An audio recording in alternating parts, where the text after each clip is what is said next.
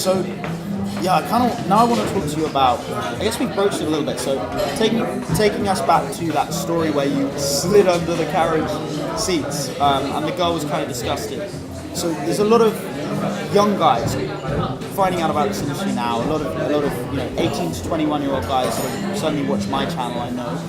And I understand, I can really empathize with you guys that it must be kind of scary coming into this today and seeing everything on the news and seeing some very radical movements in some areas and thinking, what can I and can I not do as a young guy coming out of university or in university? Can I go up and approach women? What can I and can't I say? You're talking to Sam, you're talking about physical contact, and that doesn't sound safe to me.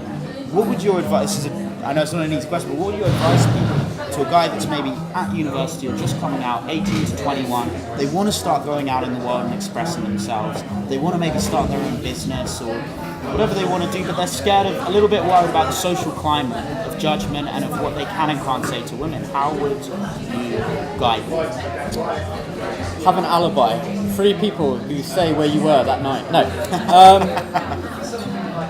We live in a society now where everyone is shocked, saddened, disgusted, and offended at everything. Yeah. And for me, I'm like, oh man, stop the world. I want to get off here. There's so many double standards. And from my perspective, and it is just my perspective, I think women are amazing. Best things. Oh, thank God. And I think when you see somebody you want to connect to, do that in a way as if you're chatting to, someone your brother introduced you to, like a friend of the family. Let's say you're at a wedding and there's a beautiful girl that you want to chat to, and you've been introduced to them. It's like you go in and you'd be like, hey, how's it going? You may be a bit goofy and whatnot. From a guy's perspective, there's a fear of like, I don't want to get this wrong. Yeah. I don't want to cause offense. And I think a lot of the climate we're in right now isn't, if you speak to girls individually, they're pretty cool. It's more media fanning the flames. So I would say, see if what you believe is actually true. I think risk-taking is sexy. I think that it's great to go up and take a little risk. And, a little risk for you doesn't mean like punching somebody in the guts. It might just mean like, wow, a risk for you might be like touching somebody on the elbow. Like, do it.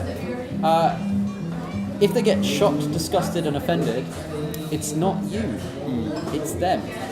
And what I mean by that is most of us don't use our own mind to do our thinking. Our thinking is done for us by somebody else, by the media, by people on soapboxes. I'd encourage you to do your own thinking. If you set the intention in your mind before you have a conversation, I'm going to treat this person with respect, I'm going to have fun, and you're going to do it from a place of goodness, that's going to steer you right. Yeah, I agree.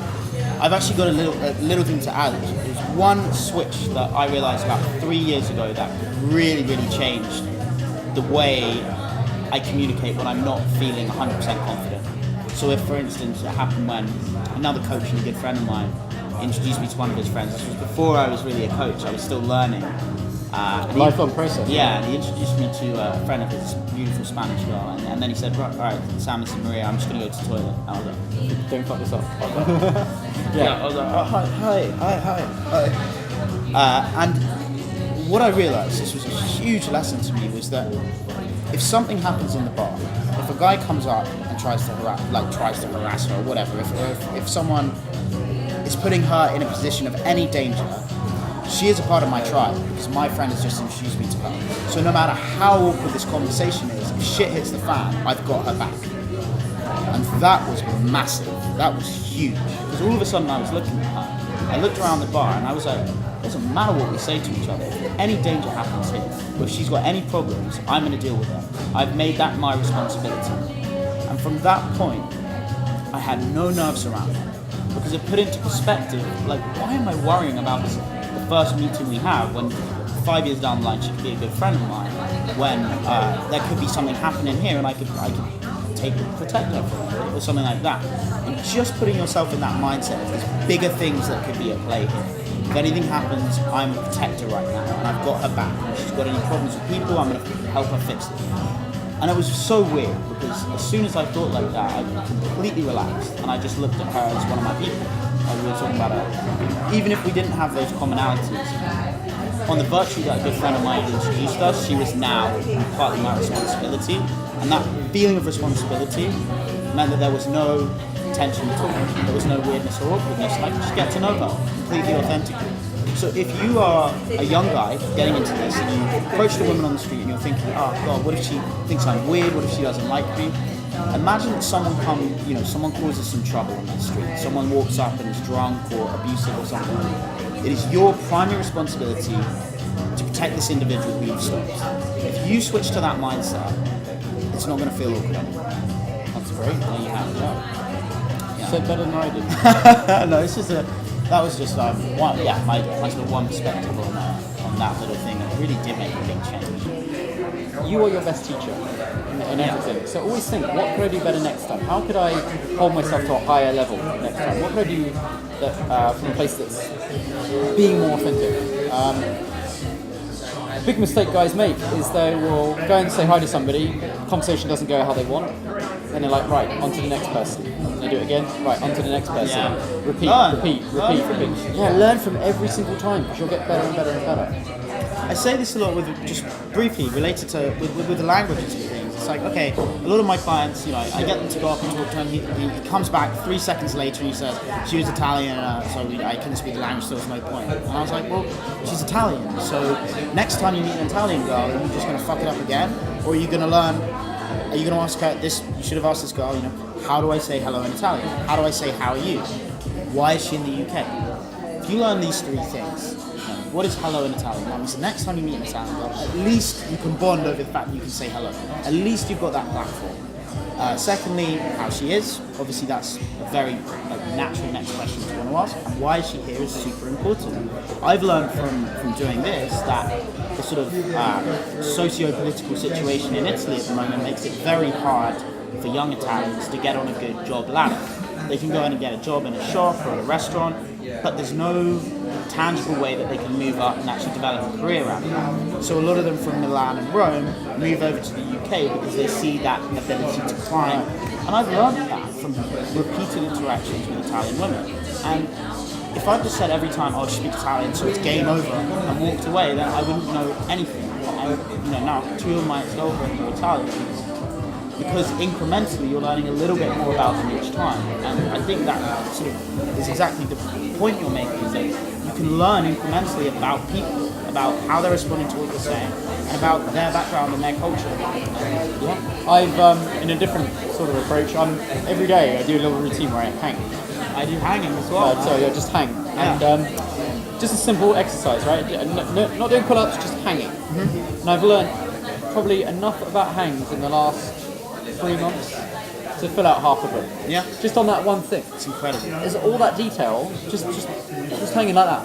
Yeah.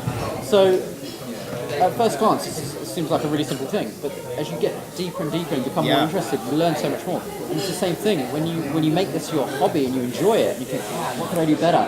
What could I refine? Suddenly, all the wisdom presents itself, but you have to be in the mood to look for it. Yeah, you really do. You really have to consider yourself a student all the time. Yes. And that's another mistake that guys make. They think, oh, I'm a coach now. So all of a sudden, I can't learn anything, I just teach it. Oh yeah. It's like, no, you've failed now. If you think you've learned enough, you've failed. Because there's always more. There's always more. Every day I'm learning something.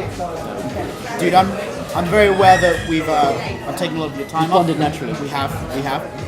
But just to sort of wrap things up, what are your plans over the next year and maybe 10 years if you've got that plan? I'd love to know what the future holds for Marcus and your charisma coach or whatever other projects you have on. Well, that's a great question. And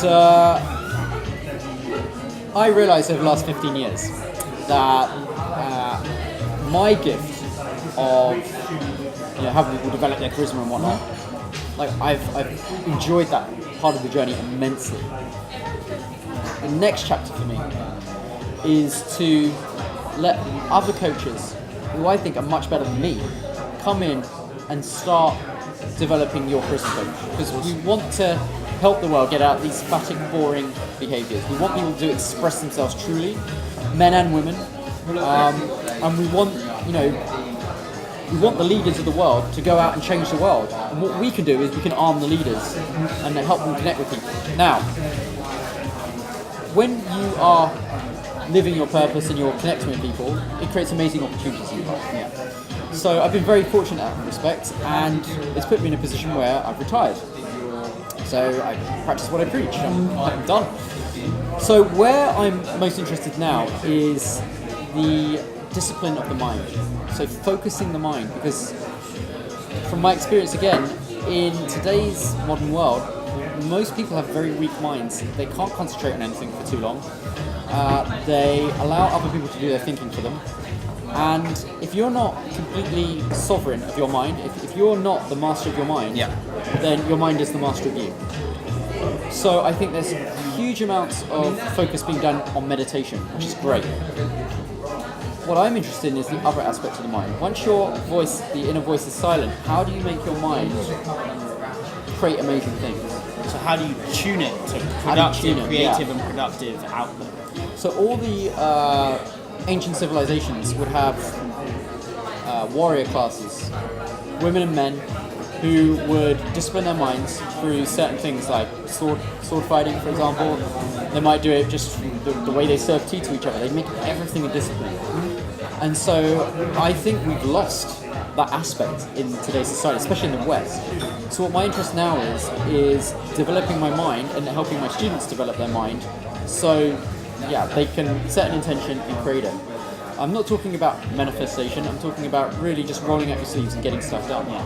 So where I am now is at ARIA mind training. That's my next focus, and at ARIA what we're looking at doing is helping people to get to that next chapter. So this is your company? Is this your company? This is actually a company I run with my friend Jane, who's a scholar and one of the few people who specialises in Western meditation. Awesome. So most meditation comes from the East, or a school of it. But Europe used to have its own schools of meditation. That's really interesting. Yeah, they got Is wiped it Stoic out. based in Stoic? I know Stoic philosophy was very close to sort of Tao Buddhist philosophy in many ways, and there have always been some parallels from Stoic to Eastern religions. But was it born out of that sort of Marcus Aurelius Seneca Stoic era? Or? There's that aspect to it. Most of the the schools of Western meditation that are still around come from the Cossack traditions, so northern Russia, and you still have elements of them in the. We're going to get really deep. Every church, every religion had a mystical side. So in Judaism you had Kabbalah. Yeah. In Islam you have Sufism. In Christianity you had Mysticism. Yeah, you had Christian mysticism. Yeah. So, and these were like the equivalents of the meditation practices that the Buddhists would do, or Hindus, for example. So, where the Eastern approach to meditation is more the journey inside, the Western is more the journey outside. So they're both looking at things, they're both seeing the same aspect of the mind, they're coming at it from different angles. My personal opinion at this stage is that Western meditation seems to work better for Western people, and Eastern meditation seems to work better for Eastern. That doesn't mean they can't be, they can't work in harmony together. They can. As a general rule. Right. So I'm interested in re-unlocking that and That's awesome. bring that back. So anyone watching this that wants to find you and get a better idea of the mind discipline and the mind training, where can they find you? You just go to ariamindtraining.com and you'll find us there. You get a free book as well if you go. Yeah, guys. Honestly, I really recommend Marcus. I mean, working with you was startling because I'd never seen such positivity throughout a company where all of the feedback was just incredible from coaches and clients, and you taught me a lot about starting my business when we had that chat, and so it's been really a privilege to get you on here today, Marcus, and I'm sure you'll be back on a next episode, but thank you very much, man. Thank you. Click like and subscribe. Handshake for the camera. Cheers, guys.